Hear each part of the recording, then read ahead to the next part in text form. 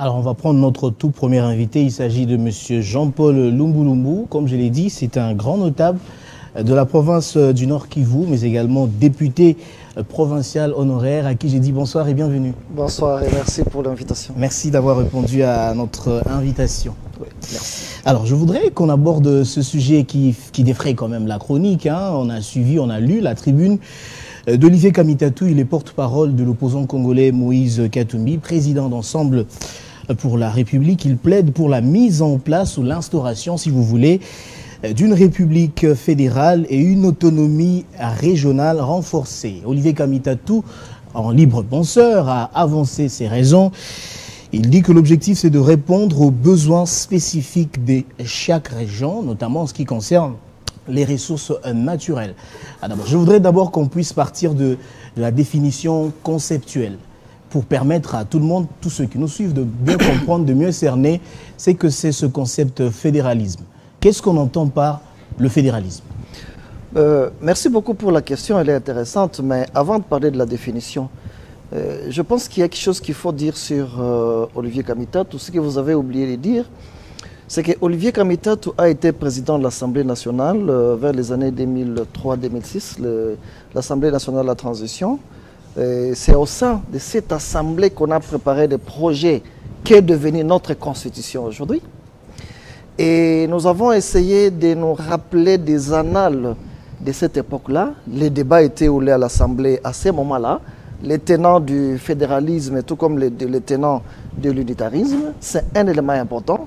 Pour dire, à mon avis, je pense qu'Olivier Kamitatou reste aujourd'hui nostalgique de ces débats-là quand il fut président de l'Assemblée nationale. Mais il a des raisons pour lesquelles il veut qu'on puisse y revenir. Le fédéralisme, en fait, c'est une forme d'administration, une forme de gouvernement, une forme de gestion dans laquelle l'État s'organise en fédération. Et quand je dis l'État s'organise en fédération, ça veut dire qu'il y a des mini-États sur lesquels se superposent les grands États fédéraux. En fait, il y en a qui estiment que le fédéralisme pourrait être l'opposé de la forme unitaire. Moi, je pense plutôt que le fédéralisme a des similitudes sur le plan de la forme avec l'État fédéral, dans la mesure où, oui, dans l'État unitaire, nous avons un État central et nous avons des provinces qui ont des compétences bien déterminées.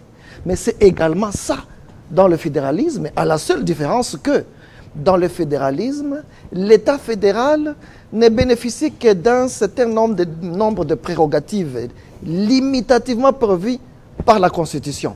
Les grandes des compétences est réservé plutôt aux États fédérés, ça veut dire aux mini-États, n'est-ce pas, qui administrent la population. Dans ces mini-États, il y en a même qui peuvent avoir leur propre système de sécurité et de défense. C'est donc un mode de gestion, d'administration, de gouvernement, où nous avons la superposition, comme qui dirait la juxtaposition des deux États. Ces mini-États-là gèrent comment? Dans une sorte d'autonomie? Évidemment, ça fait partie des principes clés du fédéralisme. Il n'y a pas de fédéralisme s'il n'y a pas d'abord le principe de superposition, comme je l'ai dit ici.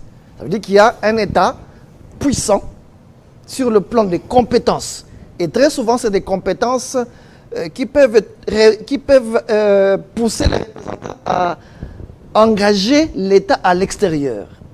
Mais au niveau des États fédérés également, nous avons des mini-États, des véritables États alors, mais qui ont des compétences bien déterminées par la Constitution. Comme qui dirait, il n'existe pas de la mutation de la forme de l'État, par exemple, d'un État unitaire vers l'État fédéral, sans passer par la modification de la Constitution. Alors, donc, c'est lui qui te dit qu'il faut aller au fédéralisme, oui, ça veut dire qu'il veut pousser la population, premièrement, vers les changements de la Constitution. Parce que la Constitution telle qu'elle est là, à l'article 1er déjà, à l'article 1er, on définit la forme de l'État, c'est la forme unitaire.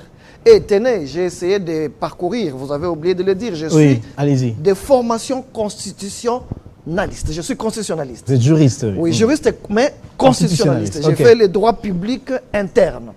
J'ai essayé d'interroger les constitutions successives de notre pays depuis l'indépendance, je n'en ai pas vu vraiment qui ont prévu la forme fédérale de l'État.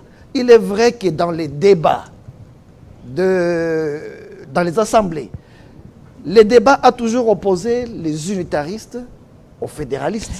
Mais il y a des raisons pour lesquelles la forme unitaire a toujours remporté, même pour le cas de cette constitution. Oui. Je peux vous révéler pourquoi on a retenu la forme unitaire, alors que le débat à l'Assemblée nationale, à l'époque où Olivier Kamitatou était président de l'Assemblée nationale, il y avait un fort débat entre les unitaristes et les fédéralistes semblaient avoir un peu plus d'arguments. Maître, vous avez très bien défini ce que c'est le fédéralisme, on a très bien compris. Même pour plus d'éclairage, est-ce qu'il y a-t-il des cas de figure dans le monde, des exemples? Je prends le cas de la Suisse. J'ai eu le privilège de visiter la Suisse. La Suisse est une fédération qui a réussi. Elle a réussi tout simplement parce que, d'abord, l'avènement de la forme de l'État comme fédération a été précédé par un certain nombre de préalables. La stabilité sur le plan économique, sur le plan social. C'est des éléments. Je prends le cas des États-Unis d'Amérique aujourd'hui. Okay. La question de la sécurité ne pose plus problème aux États-Unis d'Amérique. Ce n'est pas le cas de la République démocratique du Congo. Donc, nous avons quand même des cas de figure où le fédéralisme a fait émerger l'État. Le fédéralisme a été cette porte pour amener la population vers le développement, mais les contextes de l'avènement de la forme fédérale dans ces États-là, ce contexte est tout à fait différent par rapport au contexte actuel de la République démocratique du Congo. Maître Jean-Paul, que pensez-vous? Quel est votre point de vue sur cette proposition de Olivier Kamitatou? Qu'est-ce que vous en pensez? Parce qu'il y a déjà des réactions qui fusent de partout. Les opposants sont divisés. Hein? La Mouka est claire. La Mouka parle même de la balkanisation. Vous, en tant qu'intellectuel, juriste et grand notable du Nord Kivu, qu'est-ce que vous en pensez? Moi, j'aimerais poser une question à Olivier Kamitatou. Est-ce qu'il peut se rappeler du débat qu'il y a eu à l'Assemblée nationale lorsqu'il fut président de l'Assemblée nationale, notamment sur la question qui a divisé d'une part les fédéralistes et d'autre part les unitaristes? Olivier Kamitatou doit se rappeler que la constitution, notre constitution actuelle, c'est le fruit du consensus entre, d'une part, les tenants du fédéralisme et ceux de l'unitarisme, mais sur une question qui a semblé les rapprocher, c'était la question de la fragilité de la situation sécuritaire à l'est de la République. Si en 2003, 2004, 2005, lorsque les débats étaient à l'Assemblée nationale sur la forme de l'État, s'il n'y avait pas de volonté prononcée ou de velléité expansionniste des États étrangers d'annexer le Nord Kivu, le Sud Kivu et peut-être l'Ituri, si ces velléités-là n'existaient pas, peut-être que déjà, dans cette constitution, on allait proclamer l'État fédéral du Congo. Mais pourquoi on n'a pas proclamé l'État fédéral du Congo dans cette constitution? C'est tout simplement parce que la situation sécuritaire, les contextes politiques de l'époque, les contextes sécuritaires, les contextes au niveau de la sous-région des Grands Lacs étaient de telle sorte que aller au fédéralisme, mais écoutez, c'est offrir le Nord Kivu au Rwanda, c'est offrir le Sud Kivu au Burundi, c'est offrir une partie du Nord Kivu à l'Ouganda, c'est offrir l'Ituri à tous ces États-là. Donc, qui veut le fédéralisme? Vous êtes contre cette proposition? Je suis totalement contre dans une période comme celle-ci, où le pays fait face à une agression ouverte des pays au premier rang desquels nous avons le Rwanda. Également parce que les contextes politiques ne s'y prêtent pas, quels que soient les bienfaits du fédéralisme. Quelles peuvent être les conditions pour aller vers le fédéralisme, d'après vous? À mon avis, les conditions à remplir. À mon avis, pour aller vers le fédéralisme, tout d'abord, il ne peut pas y avoir fédéralisme si on n'a pas changé la Constitution. Il faut d'abord changer la Constitution, et ça, je crois que le peuple n'est pas d'accord. Il faut modifier l'article 1er de la Constitution, mais pour la modifier également, il faut se référer à l'article 120 où on parle de la forme de l'État qui fait partie des matières qui sont totalement verrouillées. Donc, aller vers le fédéralisme, c'est forcer pas la révision de la Constitution, mais les changements de toute la Constitution. Donc, la première condition, c'est celle-là. Est-ce que le peuple est d'accord aujourd'hui que nous puissions, de manière prioritaire, changer la Constitution, alors qu'au Nord Kivu, au Sud Kivu, dans l'Ituri et dans d'autres provinces, il se pose d'abord un problème crucial, qui est celui de l'insécurité? Je ne pense pas que le peuple soit d'accord. Et moi, personnellement, comme notable de d'ailleurs, cette initiative a été mise au frigo, hein, on n'en parle presque plus par le pouvoir. Je n'approuve pas. Donc, la Constitution. Oui. Deuxièmement, il faut que nous ayons un système de défense et de sécurité qui rassure qu'une fois le fédéralisme proclamé, les États fédérés qui vont avoir un certain nombre de compétences, même en matière de défense et de sécurité, doivent disposer des militaires, des policiers, de la logistique pour assurer leur défense en tant que mini-État. Est-ce qu'à la date d'aujourd'hui, si on proclame le fédéralisme, est-ce que nous avons suffisamment de provinces qui peuvent répondre à ces besoins-là? Il faut qu'on se le dise. Non. Donc, sur ce plan-là également, il se trouve que la question, la proposition, elle me semble être inopportune.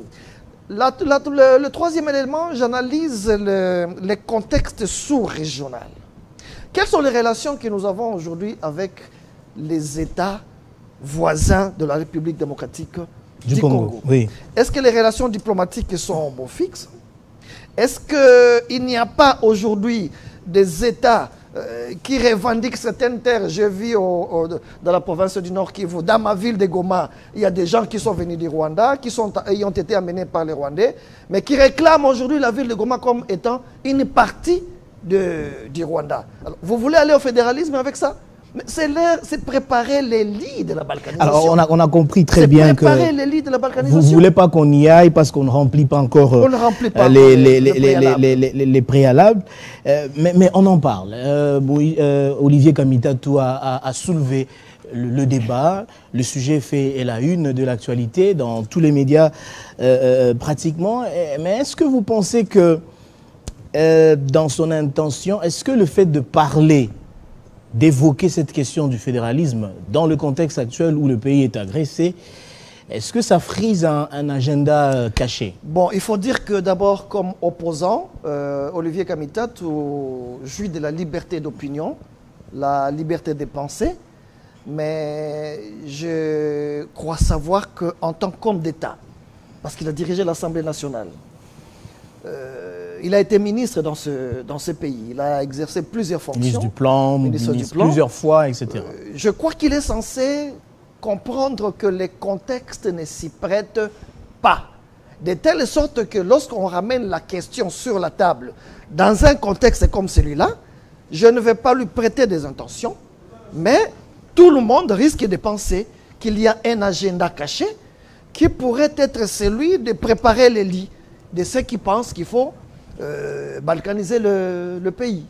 Donc, en tout cas, tout analyste averti irait vers cette pensée-là. Puisque vous évoquez la balkanisation, y a-t-il une similarité entre le fédéralisme et la balkanisation? Parce qu'il y a des opposants hein, qui associent un peu les deux concepts. Il faut dire que l'un peut être au service de l'autre.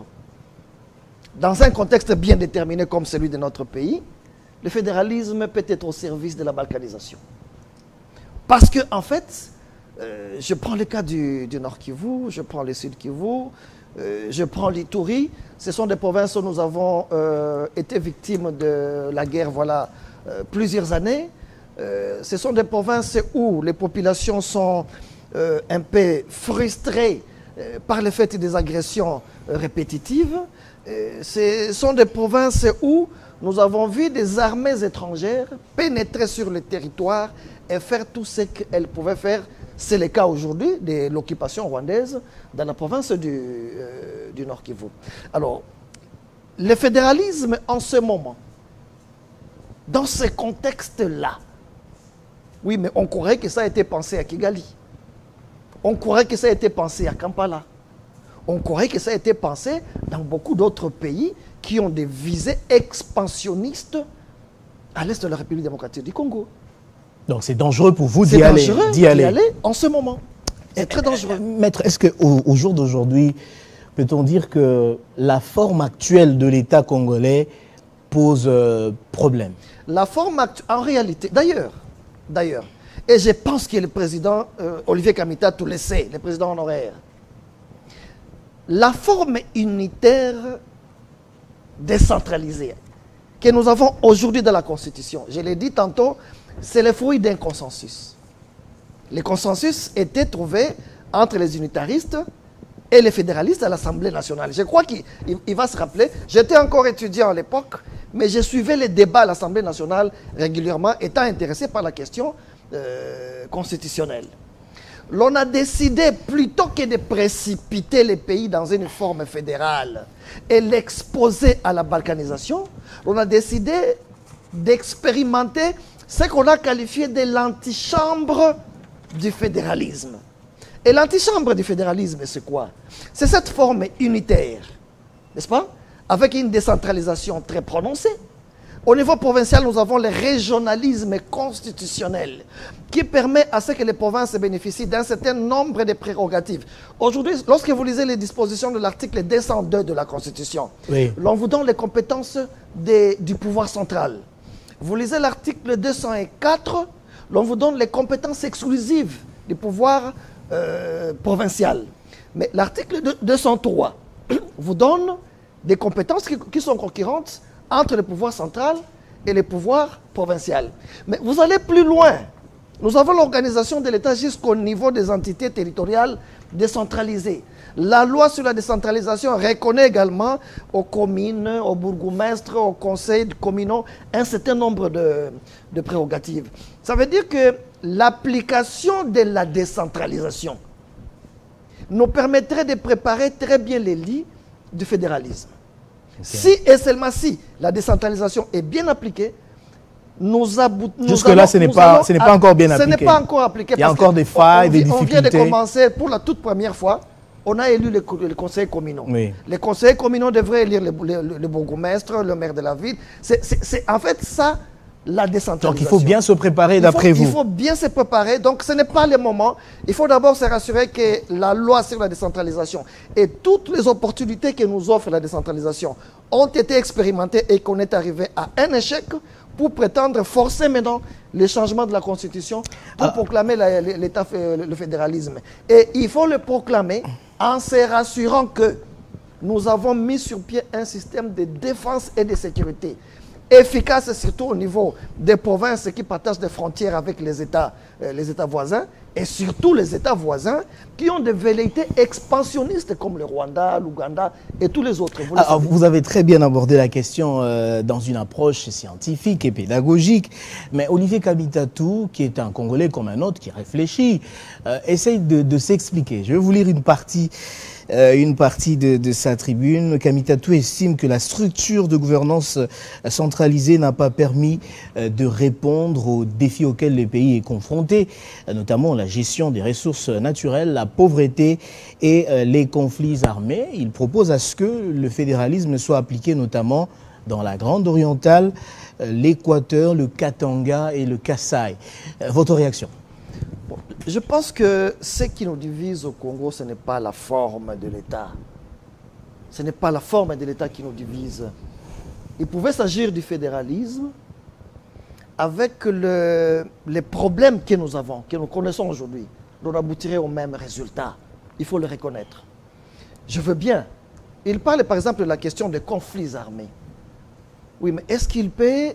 Il a essayé de faire une analyse sur les causes de la présence des conflits armés province par province. Je vais vous dire par exemple que les conflits armés au Nord Kivu ont une cause tout à fait différente des conflits armés dans la province de l'Ituri.